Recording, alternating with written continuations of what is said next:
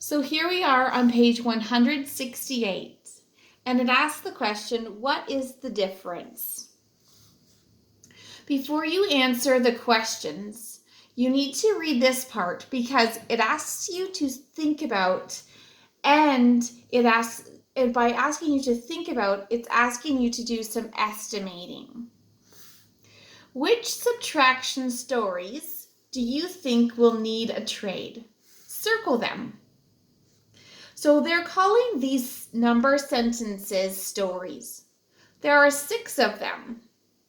You need to decide which ones will need a trade. Remember the flip book that we made just before March break? It asks the chance to say, numbers the same, zero's the game. More on the floor? Go next door. Get 10 more. More on the top? No need to stop. When the number on the bottom is more, then you need to trade. If the numbers at the end are the same, zero's the game. If the number at the end is more on the first number than the number at the end on the second number, there's no need to trade and no need to stop. So have a look at each number story and see which one you will need a trade for and circle them. Use a place value mat to solve the questions you circled. Now, if you look over here, I have a graph paper.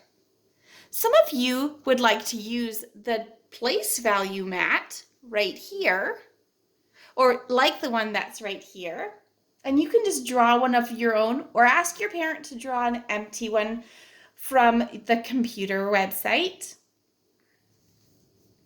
But you could also set it up using a grid paper like the one I have here. If you don't have a grid paper, simply take a lined paper and turn it sideways, and automatically you have the rows, or actually the columns, that you will need to set up a standard strategy for making the subtraction.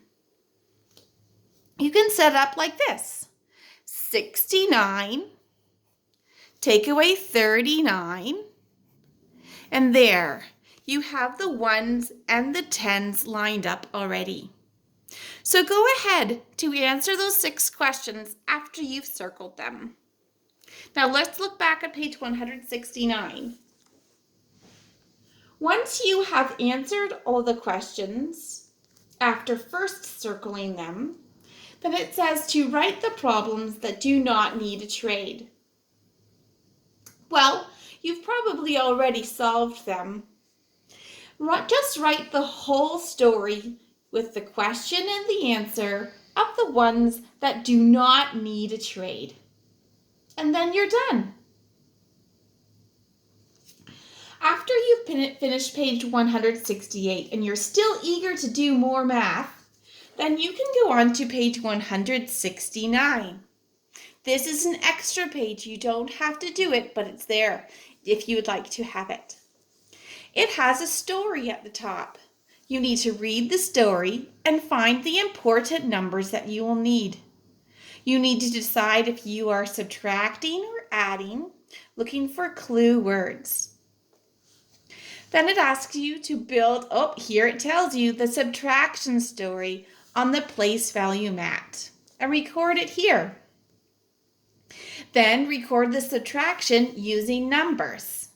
Make sure you put the numbers across the line, showing tens here and ones here. For example, you would record the number 53 like this: 50 because it has 5 tens, and 3 because it has 3 ones. Below that, write the next number that you will need from the story. And then always start with the ones place. Subtract it, and let's see if you need to make a trade in order to complete the question. Once you have answered the question that is in the story, Then you can go on to the questions that are at the bottom of the page.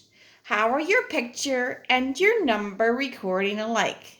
That means they're asking you to compare the picture that's in your place value mat and the numbers that you wrote in the tower. How are they the same? And then, how are they different? It's just getting you to think about how the place value mat and number tower are the same and different to help you understand subtraction a little bit more. All right, that's the end of our instruction. Have fun.